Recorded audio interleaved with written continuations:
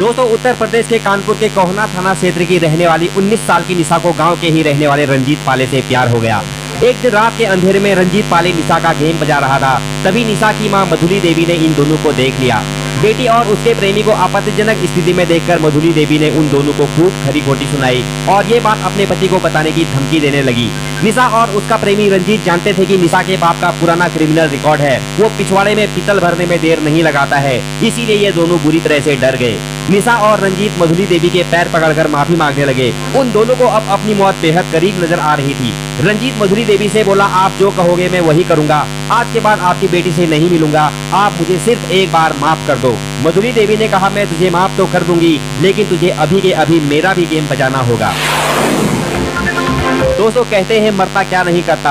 अपनी जान बचाने के लिए रंजीत पाले को ना चाहते हुए भी अपनी प्रेमिका के सामने उसकी मां का गेम बजाना पड़ा। मधुली देवी का पति ज्यादातर घर से बाहर ही रहता था। उसका भी इंजन सर्विस मांग रहा था, लिहाजा उसने रंजीत पाले को इतना जबरदस्त मजा दिया कि रंजीत प्रेमिका निशा से ज्यादा उसकी मां की तरफ आकर्षित हो गया। जिसके बाद ये सिलसिला लगातार चलता रहा। रंजीत बारी बारी से माँ और बेटी दोनों की हसरतों को पूरा करता था, लेकिन उसका झुकाव माँ की तरफ ज्यादा था, क्योंकि अनुभव भी कोई चीज होती है।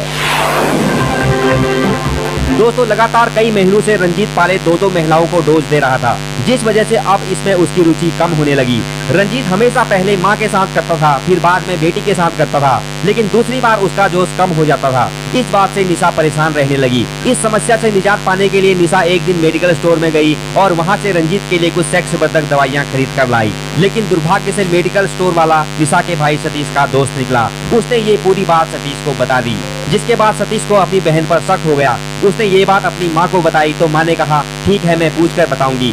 जिसके दूसरे दिन मधुली देवी ने अपने बेटे से कहा कि निशा से ये दवाई पड़ोस में रहने वाली किसी महिला ने मंगाई है। सतीश ने उस महिला से पूछा तो उसने इस बात से इनकार कर दिया, जिसके बाद सतीश को अपनी माँ और अपनी बहन दोनों के चरित्र पर शक हो गया। अपनी माँ और बहन की हकीकत को जानने के लिए सतीश ने अपने जिगरी यार विनोद को उनके पीछे लगा दिया। अब विनोद इन दोनों की जासूसी करने लगा। 2 दिन बाद विनोद ने सतीश को बताया कि तेरी माँ और बहन का किसी के साथ अवैध संबंध तो है, लेकिन ये पता नहीं चल पाया है कि किसके साथ है। सतीश को तो पहले से ही पूरा शक था। अब दोस्त ने ये बात कह दी तो उसका शक यकीन में बदल गया, जिसके बाद उसने घर आकर अपनी माँ और बहन की खूब पिटाई लगाई और दोनों का घर से बाहर जाना बंद कर दिया। दोस्तों, अब ये दोनों माँ बेटी अपने प्रेमी से नहीं मिल पा रही थी और यौन सुख प्राप्त करने के लिए बिन पानी मछली की तरह फड़फड़ाने लग गई थी, क्योंकि अब इन दोनों को रंजीत के गठीले बदन और उसके नमकीन पसीने की लत लग चुकी थी। तभी इनको पता चला कि सतीश को इनकी असलियत बताने वाला विनोद है। विनोद ही वो शख्स था जिसने इनकी मौत मस्ती भरी जिंदगी में ग्रहण लगाया था। इन दोनों माँ बेटी ने उसी समय फैसला ले लिया कि विनोद की निर्मम तरीके से हत्या करके उससे बदला लिया जाएगा।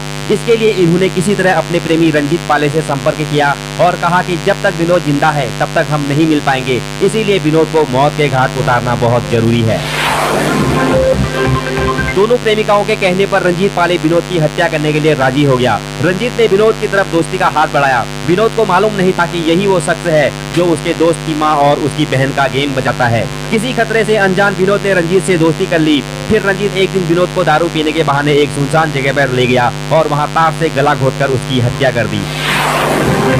काफी दिनों के मेहनत मशक्कत के बाद पुलिस ने आखिरकार विनोद के हत्यारे रंजीत पाले को गिरफ्तार कर लिया। गिरफ्तारी के बाद